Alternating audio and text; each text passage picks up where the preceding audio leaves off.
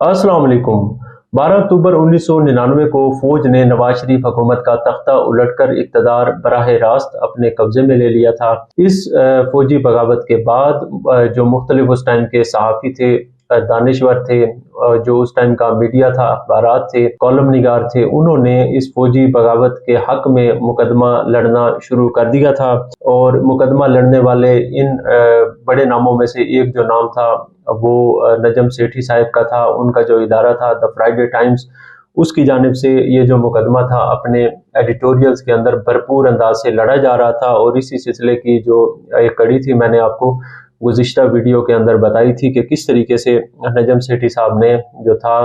12 अक्टूबर 1999 की जो फौजी बगावत थी उसकी तमाम तर जो जिम्मेदारी थी वो नवाज शरीफ हुकूमत के ऊपर डाली थी। और उन पर इल्ज़ाम आयद किया था कि किस तरीके से जो नवाज शरीफ साहब थे उन्होंने फौज के अंदर बगावत पैदा करने की कोशिश की थी। और दो कोर कमांडर जो थे उस टाइम के, जनरल सलीम हैदर साहब और जनरल तारिक परवेज साहब, और इनके अलावा DGISI जो उस टाइम के थे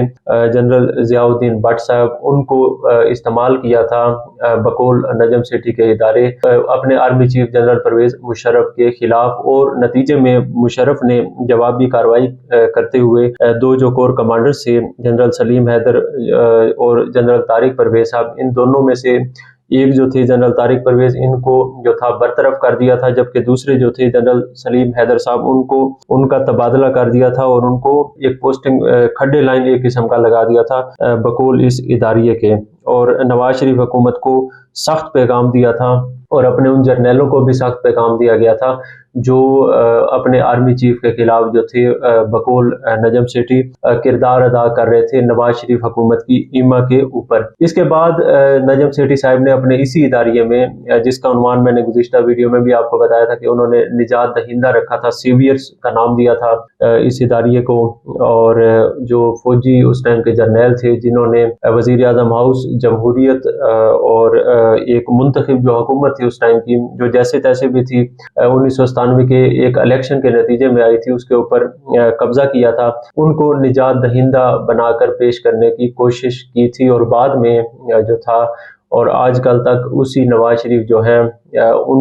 उनसे जो हैं फ़वाइद ले रहे हैं, बड़े बड़े ओहदे ले रहे हैं और उनके जो हैं उनके हक में बातें कर रहे हैं, जमहूरियत के हक में बातें कर रहे हैं। तो इससे आगे जो उन्होंने जो कुछ लिखा था अपने इदारिये के अंदर, अब मैं वो आपके सामने रखता हूँ। वो भी बड़ी दिलचस्प रुदाद है जो उन्होंने बयान किया है। हालांकि जो कुछ उन्होंने बयान किया है उसकी बाद में उन्हीं फौजी जर्नैलों की जानिब से तरदीद की जा चुकी है अपनी किताबों के अंदर, जिन्होंने 12 अक्टूबर 1999 को एक जो नवाज शरीफ हुकूमत थी उसका तख्ता उल्टा था। तो नजम सेठी साहब ने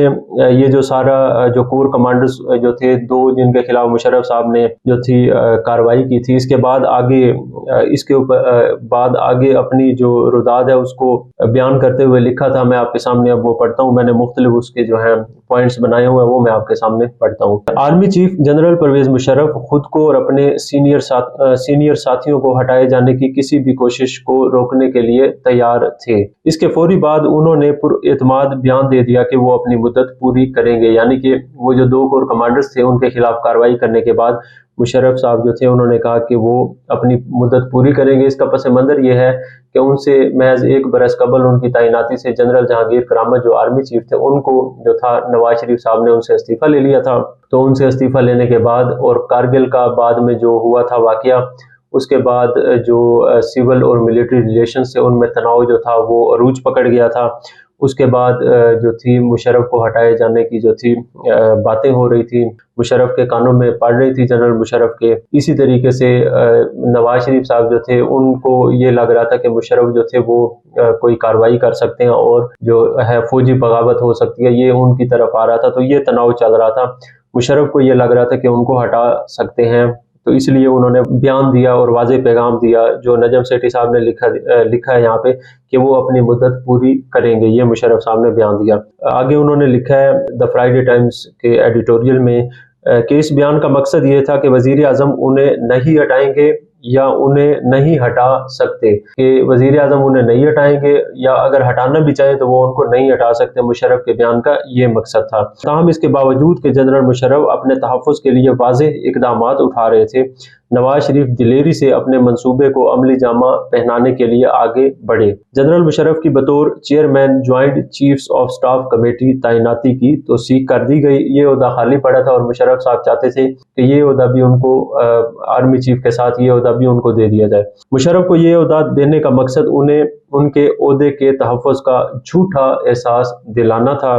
اس کے بعد نواز شریف نے اپنا وار کرنے کے لیے آرمی چیف مشرف کے دورہ سری لنکا کا انتظار کیا۔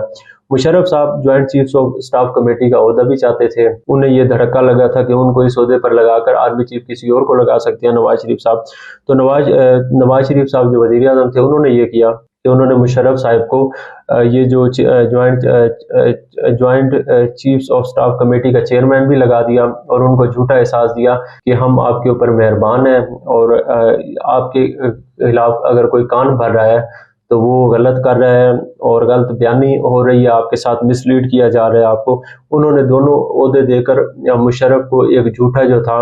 تحفظ کا احساس دلانے کی کوشش کی کہ آپ کے خلاف جو ہے نواز شریف حکومت کوئی جو ہے کارروائی نہیں کر رہی۔ یہ لکھا ہے ایڈیٹوریل جو ہے دی فرائیڈے ٹائمز کا، اس کے اندر آگے لکھا گیا ہے کہ جب آرمی چیف مشرف جو تھے وہ سری لنکا میں تھے، سری لنکا کے دورے پر جب وہ چلے گئے تو اس دوران وزیر اعظم نواز شریف نے متحدہ عرب امارات کا غیر متوقع دورہ کیا۔ نواز شریف کا یہ دورہ کسی ایجنڈے پر نہیں تھا۔ یہ بات بھی سمجھ سے بالاتر ہے کہ نواز شریف متحدہ عرب امارات کے امیر کے ساتھ جلد بازی میں کیا ڈسکس کرنا چاہتے تھے، لیکن وزیر اعظم کے ہمراہ متحدہ عرب امارات کے دورے پر جانے والے افراد کو دیکھیں تو سمجھ آ جاتی ہے اس دورے پر اپنے ساتھ D G I S I general Ziauddin Butt کو لے جانے کی کیا ضرورت تھی۔ اب یہ ان کے اوپر سوالات اٹھا رہے ہیں جن افراد کو یہ لے کر گئے تھے نواز شریف صاحب اپنے دورہ متحدہ عرب امارات کے دورے پر، اور یہ جو دورہ تھا یہ بنیادی طور پر بقول یہ دی فرائیڈے ٹائمز ایڈیٹوریل، اس کا مقصد وہاں پر بیٹھ کر فوج کی جو کھوجی کان اور آنکھیں انہوں نے لکھا ہے، یعنی کہ ان کی جو پرائیویٹ کنورسیشنز کو ٹیپ کرنے کی یا جاسوسی کرنے کی مبینہ طور پہ ایک ان کے اوپر الزام ہوتا ہے، اس سے بچ کر انہوں نے متحدہ عرب امارات میں یہ سازش جو تھی وہ تیار کی تھی۔ اپنے اہم افراد کو وہ لے گئے تھے۔ اس اداریوں میں بتایا گیا ہے کہ اپنے ساتھ وہ مشاہد حسین سید، پرویز رشید، ان کو بھی لے کر گئے تھے، اور یہاں پر انہوں نے دی فرائیڈے ٹائمز ایڈیٹوریل میں ان سے متعلق لکھا ہے کہ یہ میڈیا میں گمراہ کن معلومات کے سربراہ منتظمین تھے۔ نواز شریف جو گمراہ کن معلومات فراہم کرتے تھے میڈیا کو، یہ ان کے منتظمین تھے مشاہد حسین سید اور پرویز رشید صاحب۔ یہ لکھا گیا دی فرائیڈے ٹائمز کے ایڈیٹوریل میں۔ اس کے علاوہ وزیر اعظم کے اس ٹائم تقریر نویس تھے نذیر ناجی صاحب، کالمسٹ سینئر جو ہیں صحافی، ان کو بھی وہ اپنے ساتھ لے گئے تھے، اور جو ڈی جی آئی ایس آئی تھے ان کے اپنے بندے جنہیں سمجھا جاتا تھا جنرل ضیاء الدین بٹ صاحب، ان کو بھی اس دورے پر اپنے ساتھ لے کر گئے تھے۔ یہ آگے انہوں نے بیان کیا ہے۔ تو آگے انہوں نے لکھا ہے کہ 12 اکتوبر 1999 کے روز جو کچھ ہوا تھا وہ انہوں نے بیان کیا کہ نواز شریف واضح طور پر شیڈول شدہ پبلک میٹنگ پر ملتان چلے گئے 12 اکتوبر 1999 کو، تاکہ یہ تاثر دیا جائے کہ سب کچھ معمول کے مطابق ہے۔ اس کے بعد جنرل مشرف کی پی آئی اے کی فلائٹ نے سری لنکا سے اڑان بھری اور ان کا جی ایچ کیو سے رابطہ کٹ گیا، تو فوج کے خلاف سویلین بغاوت کا آغاز کر دیا گیا۔ جب یعنی کہ سری لنکا سے انہوں نے واپسی کے لیے اڑان بھری، جس طیارے کے اندر پرویز مشرف صاحب تھے، تو ان کا جو تھا جی ایچ کیو سے رابطہ کٹ گیا، وہ ہوا کے اندر آ گئے، فضائی سفر ان کا شروع ہو گیا، اور اسی وقت سے فائدہ اٹھا کر نواز شریف حکومت نے جو تھا سویلین بغاوت کا آغاز کر دیا، یعنی کہ آرمی چیف کو ہٹانے کا جو عمل تھا جو سویلینز کی جانب سے کیا جا رہا تھا، اس کا نواز شریف صاحب نے جو تھا اور ان کی حکومت نے آغاز کر دیا۔ اب یہ کیسے حالات ہوئے یہ میں آپ کے سامنے پڑھتا ہوں۔ اسی روز شام 5 بجے پرویز رشید اور پولیس کے دستے نے جو ہے پی ٹی وی پر قبضہ کر لیا۔ اس کے بعد جنرل مشرف کی برطرفی اور جنرل ضیاء الدین بٹ کی بطور آرمی چیف تعیناتی کا اعلان ہوا۔ کہا جاتا ہے کہ اس کے بعد جنرل ضیاء الدین نے سی جی ایس جنرل عزیز کو کال کر کے بتایا کہ وہ جی ایچ کیو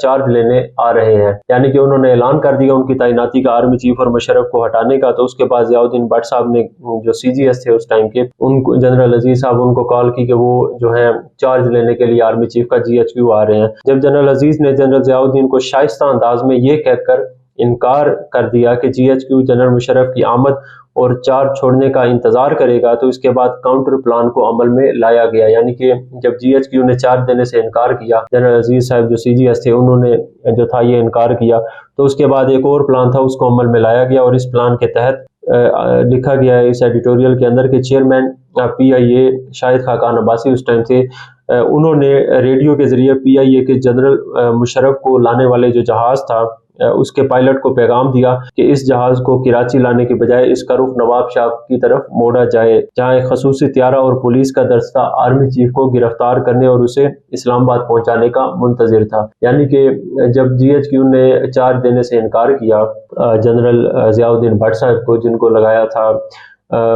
نواز شریف صاحب نے آرمی چیف مشرف کو ہٹا کر، تو اس کے بعد ایک اور پلان تھا، وہ اس ٹائم کے چیئرمین PIA شاہد خاقان عباسی کے ذریعے عمل میں لایا گیا، اور ان کے ذریعے پیغام دلوایا گیا کہ طیارہ جو ہے جس میں سوار تھے PIA کے طیارے میں جنرل مشرف صاحب، اس کا جو رخ ہے وہ کراچی کی بجائے موڑ دیا جائے، اس نے کراچی میں اترنا تھا، اسے اتارا جائے نواب شاہ میں، اور نواب شاہ جو ہے وہاں ایک خصوصی طیارہ بھیج دیا گیا اور پولیس کا دستہ بھی وہاں پر بھیج دیا نواز شریف حکومت نے، تاکہ جیسے ہی مشرف جو اس ٹائم آرمی چیف تھے اور برطرف شدہ آرمی چیف تھے بقول یہ ادارہ اور بقول نواز شریف حکومت کے، تو جیسے ہی وہ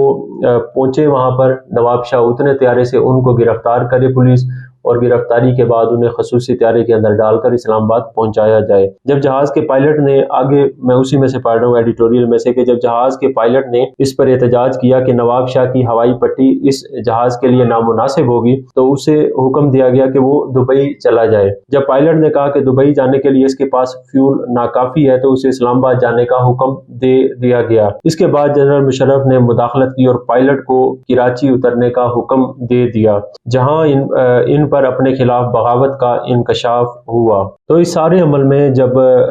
پرویز مشرف صاحب کا طیارہ جو تھا وہ کراچی لینڈ کر گیا، اس ساری کارروائی کے دوران جو تھا فوج جو تھی وہ اہم جو وزیر اعظم ہاؤس تھا، PTV تھا، ان جو اہم جگہ تھی ان کے اوپر قبضہ کر چکی تھی، اپنے قبضے میں لے جا چکی تھی ان ساری چیزوں کو، اور مشرف جو تھے ان کا پوری طرح سے نواز شریف حکومت پر قبضہ جو تھا وہ واضح طور پر ہو گیا تھا۔ اس قبضے کے جو سارا وہ تھا، ساری جو پلاٹ جو نجم سیٹھی صاحب نے بتایا ہے اس سٹوری کے اندر، اس کی جو ہے تردید کیا یہ نجم سیٹھی صاحب کے ادارے نے یہ لکھا ہے کہ کوئی پلان نہیں تھا، کہ مشرف صاحب کو نہیں علم تھا کہ ان کے خلاف یہ کارروائی ہوگی، یہ سارا کچھ ہوگا، اور کو کرنے کا جو تھا کوئی ارادہ نہیں تھا، کوئی پلاننگ نہیں تھی، تاہم یہ پلاننگ موجود تھی، اور یہ پلاننگ کرنے والے جو ایک جرنیل تھے جنرل شاہد عزیز صاحب، انہوں نے اپنی کتاب میں یہ سب کچھ بتایا ہے کہ سری لنکا کا جو دورہ تھا اس سے قبل مشرف صاحب انہیں سارا ٹاسک سونپ کر گئے تھے کہ اگر انہیں ہٹایا جاتا ہے نواز شریف حکومت کی جانب سے، تو فوج نے کس طریقے سے جو ہے وہ قبضہ کرنا ہے نواز شریف حکومت کے اوپر اور اس کو برطرف کرنا ہے۔ اس ایڈیٹوریل میں باقی بھی اہم چیزیں جو ہیں وہ لکھی گئی تھیں دا فرائیڈے ٹائمز کے، وہ آپ کے ساتھ انشاءاللہ تعالی